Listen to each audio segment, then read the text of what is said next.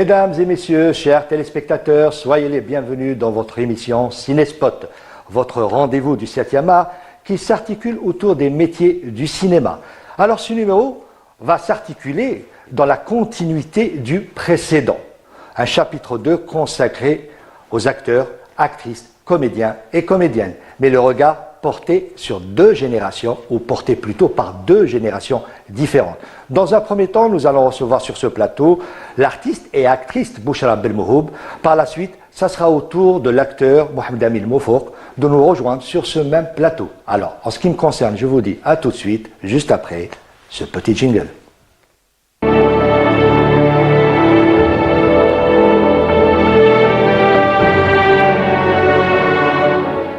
Alors Bouchra, bienvenue à toi et merci d'avoir accepté cette invitation. Ben écoute, avec un grand plaisir Nabil, ça fait tellement longtemps. Merci à toi de me recevoir, merci à Cinespot et à Canal Algérie, c'est un bonheur d'être là.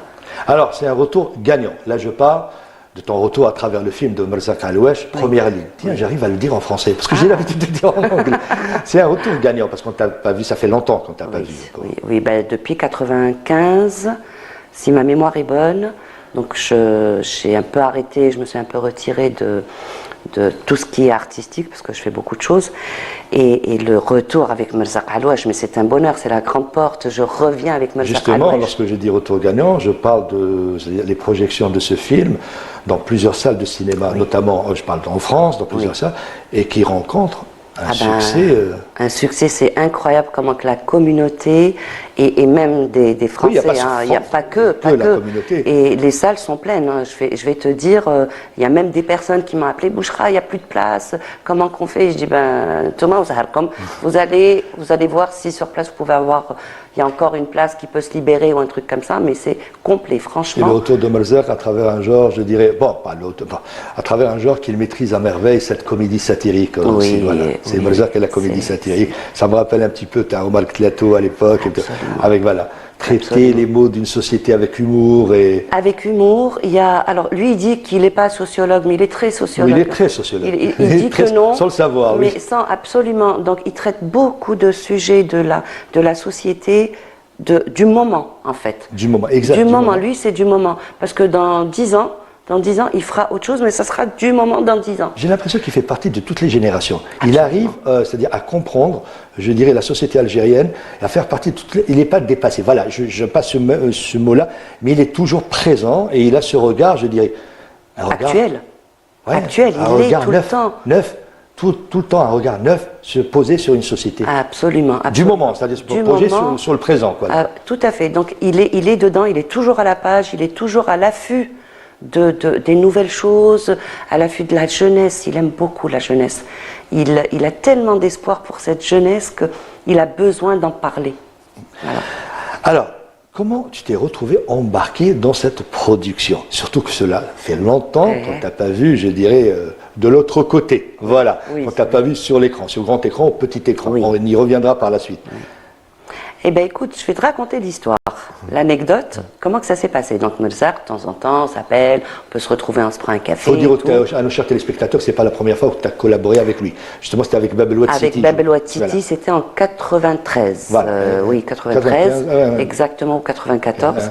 Et puis depuis, donc on ne s'est pas revus, moi je suis partie, lui aussi, on ne s'est pas revus. On s'est revus par la suite, c'était sur un tournage de Salut Cousin à Paris. Et du coup, on s'est retrouvés de temps en temps. Une fois par an, une fois tous les 2 ans, on se retrouvait, on prenait un café. Et puis là, il m'appelle. Il me dit, Bouchra, on peut se prendre un café comme d'habitude? Je dis, oui, il n'y a pas de souci. J'y vais, Wecharak, ça va. Il m'a dit, écoute, il y a un tournage d'un film, est-ce que ça te dit de reprendre? Je dis, écoute, Merzak, pourquoi pas, bien sûr, si tu me dis que c'est un bon truc et tout. Il m'a dit, bon, je te dirai après, je connais le réalisateur, je préfère n'attaquer qu'un petit texte déroulé. Non, il n'y a pas de problème. Donc, je fais le petit essai et tout ça. C'est lui qui me filme. On s'est retrouvés dans un petit parc. 3-4 jours après, il me rappelle. Il me dit, écoute, on se revoit, on se reprend un café, ok. Et puis, il me dit, écoute, bon, t'es prise pour le rôle. Et puis du coup, j'ai dit, je connais le réalisateur, j'aimerais bien savoir. Il dit, c'est avec moi. Je voulais pas te le dire pour pas que toi tu sois pour t'aider peut-être, pour t'aider par rapport au texte, pour que tu sois plus à l'aise. Exactement. Voilà. Et puis c'est très bien que pour moi c'est un monstre du cinéma, Monsieur Merzak Alwesh. Donc je me serais mise peut-être une pression où j'aurais peut-être pas été naturelle ou quelque chose comme ça. On lui reconnaît ses talents de mise en scène, c'est-à-dire de metteur en scène. Il sait travailler avec les acteurs, il est exigeant, oui. Absolument. Il veut, je veux dire, il n'a pas la fioriture, c'est-à-dire l'improvisation et tout. Il veut le texte juste. Le texte. Voilà, le texte. Ne pas sortir, voilà. Absolument. Le texte. Juste le texte, encore le texte. Et que le texte. Et que le texte. Et il a pas tort parce qu'on avance mieux. Surtout là, avec le tournage de Première Ligne, on était pressé par le temps. Justement, c'est le temps. C'est ça. C'est sur budget aussi. Pas que. Le temps, je parle du temps du climat. Du climat, oui, parce que c'est tourné à l'extérieur. En septembre, il faisait encore beau. Du coup, comme il y avait encore du monde sur les plages, c'était pas possible. On a tourné en octobre, novembre. Ouais. Il fallait faire vite parce que le temps allait changer. Exact. Et au dernier jour, les Kemenna fait le tournage, le temps a changé. C'est fou, hein. Façon de vous dire, c'est fini. Vous pouvez c'est les bagages. Voilà.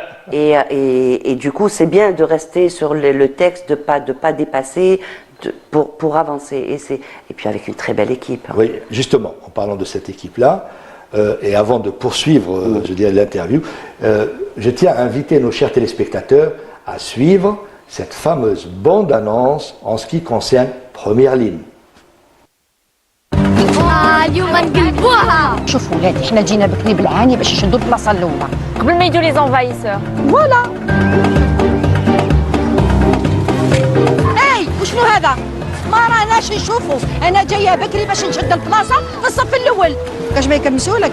ما تعاوديهاش هذه مدام، انا واحد ما يكملش، انا انسان حقاني ونخدم خدمتي. سي قدوري كيما وصيتني وي على البحر كيما يحب الخاطر. مرحبا بكم. مرحبا قدوري. ريحي خلينا من هاد الحكايات هادوما. راكو درتونا التشوالق زربتوا علينا ولا سقطوهم في الباراسول، ما خليتوناش نشوفوا البحر. اسمعي راكو حابين تشوفوا البحر، ما عليكم غير تروحوا تعوموا، سمعتي؟ واش كاين؟ واش بك مقلق؟ سرقوا لي التليفون ديالي. هادي تربيتك، وليدك سراق. ولادي سراقين.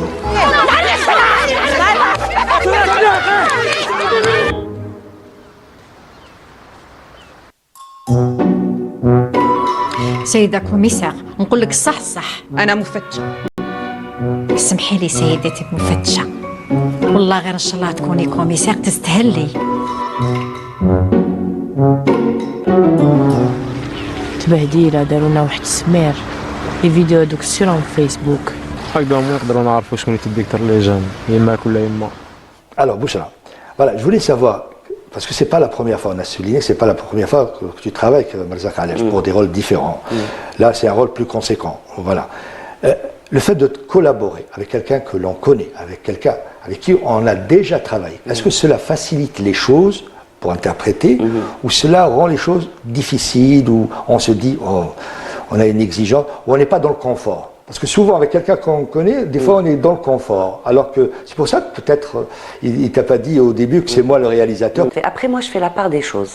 Je fais vraiment la part des choses. Quand je tourne avec quelqu'un que je connais, une fois qu'on est au niveau du travail, il n'y a plus ni amis, ni famille, ni rien. Je me dissocie complètement de cette relation et je reste dans la relation professionnelle.